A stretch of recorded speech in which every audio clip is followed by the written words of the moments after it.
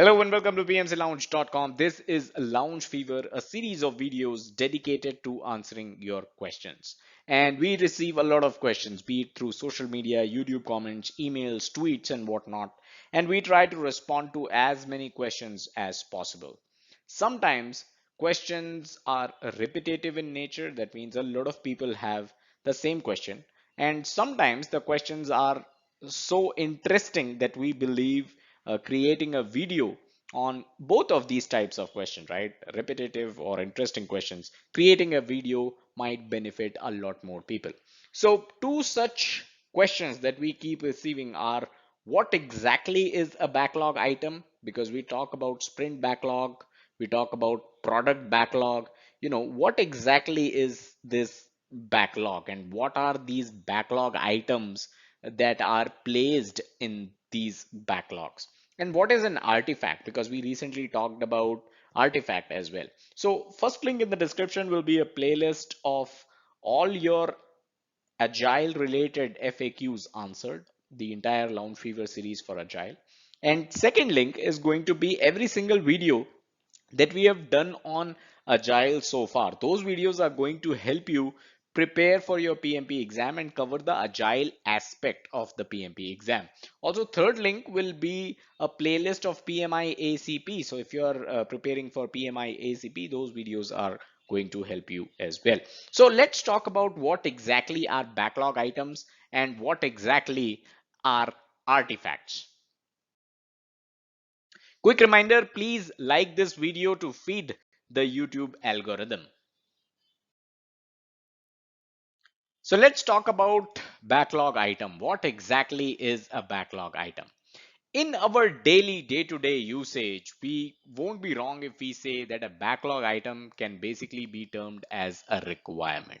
So for those of us coming from traditional project management, we would know of a document known as the SR document or the SRS, System Requirements Specification. All those requirements, right? When you combine all those requirements, you get a backlog.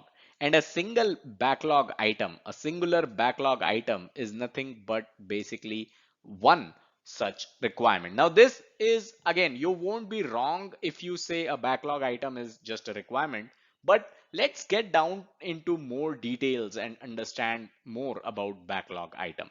So every backlog item, it should ideally have a brief description. So since we said that this is a requirement, there should be a brief description of what this requirement is all about. And mind you, a backlog can be a document, can be an Excel file, but most organizations out there are going to use some kind of software, maybe say Jira or something like that, to basically take care of the backlog, to basically have it documented, have it stored somewhere, right? All these backlog items. So every backlog item is going to have a brief description. Every backlog item is going to have a time estimate as well. And by the way, this is not mandatory. Again, it depends from organization to organization, department to department. They might, say that all four are mandatory. They might say that anything, all four are optional. Any kind of detail is welcome. So it basically depends. But ideally, every backlog item or every requirement should have a brief description. It should have a time estimate. How much time will engineering take to accomplish, to complete, or to fulfill this requirement? Next is the business value. What value is this backlog item going to provide to the customer, right? What is the business value of it? And finally, a priority or the order, right? So let's say you have 10 backlog items in your backlog, and the next time engineering asks you, okay, what do you want us to work on? We have time to basically do one backlog item, right? So which of those 10 are you going to give to the engineering to work on? That depends on the priority that you have given to all these backlog items. Now, do you as an agile project manager or a scrum master, are you responsible for all of this? Not necessarily. There is a person called product owner, and she is the one who is responsible for refining the backlog and the product owner does that routinely, and the product owner can, refine the backlog by removing the requirements or removing the backlog items that are no longer useful, right? The product owner can also reevaluate the value, the business value that a certain backlog item provides, right? Let's say there was a backlog item which 6 months earlier had tremendous business value, but today that backlog item does not have any value anymore. So the product owner has the authority to reevaluate the business value of each backlog item in the backlog. And then the product owner can also update the priority, right? So sometimes the product owner might feel that out of these 10 backlog items in the backlog, the number one priority should be given to some other backlog item and not the one which currently has priority number one. So this is something that the product owner does so that the most valuable, and again, what is the most valuable backlog item, that totally depends on what the product owner thinks. It can also be influenced by the scrum team, by the scrum master, right? So it can be influenced, but is end of the day a product owner call. And so whatever is the most valuable backlog item, that again, to ensure that it remains first, the product owner can update the priority of the backlog items. So I hope you understand what a backlog item really is.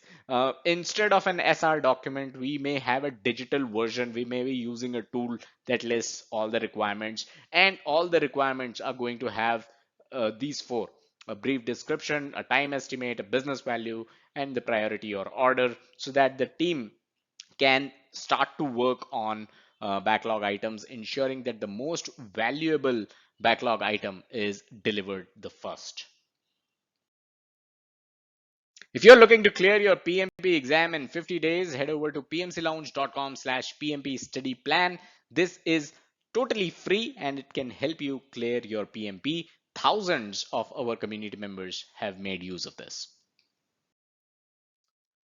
Okay, on to the second question for this video. What exactly is an artifact? We recently talked about the 3 artifacts that Scrum has. And again, the second link, which is the entire playlist of the videos of Agile, you will find that video as well, Scrum artifacts. But what exactly is an artifact?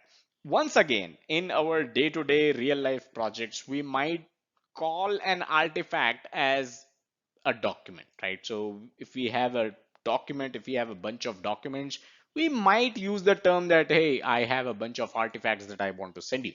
And you could essentially be referring to a document. But if you go by the textbook, an artifact is a byproduct of a process or a methodology. So when you follow a process or when you follow a methodology, a byproduct that gets generated is an artifact. Now, Scrum has 3 artifacts. We've already talked about it. You will have a product backlog, you will have a sprint backlog, and then you will have an increment. So these are the 3 artifacts that Scrum has. We've already talked about what a backlog item is. Product backlog, sprint backlog are basically full of backlog items. And that's all that we had in this video. I hope you were able to understand what a backlog item is, what an artifact is. If you got value out of this video, please do hit the like button, subscribe to the channel, hit the bell icon to stay notified every time we upload new content. And don't forget to check out the website pmclounge.com, your #1 free PMP and project management resource. Thank you.